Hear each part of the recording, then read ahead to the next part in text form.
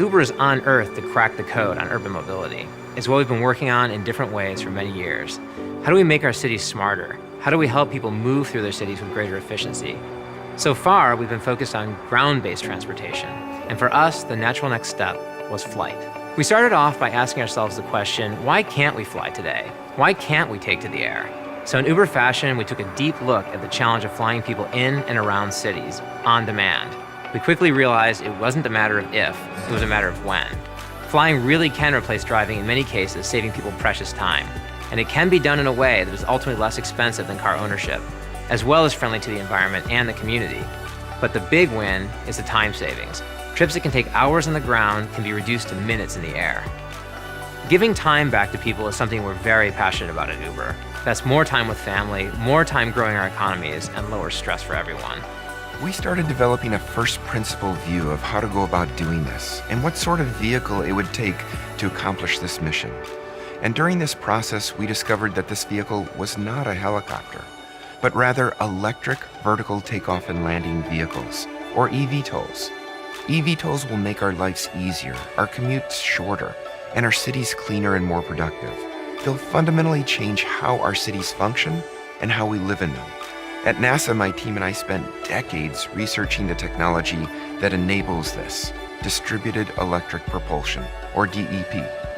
This technology allows these aircraft to operate in urban centers safely and quietly. Skyscrapers change cities by taking advantage of the space above cities.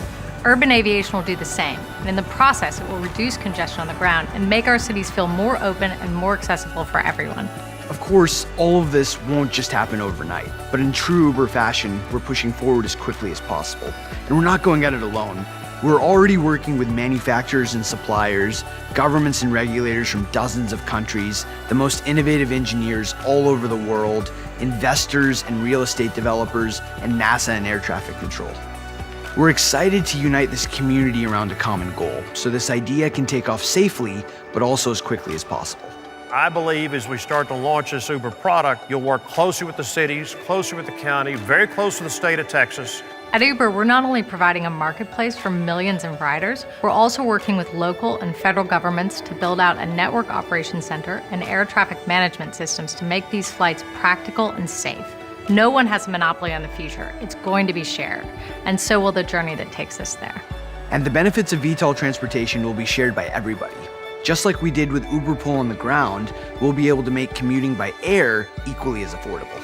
Together with our partners, we've created the Uber Elevate Network to usher in this future of transportation.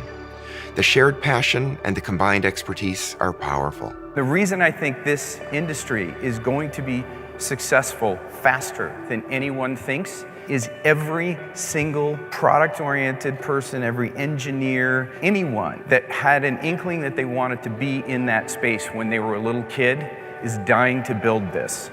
It's very much the early morning on day one of this adventure. The Uber Elevate network will be growing to include more cities, technology partners, and investors.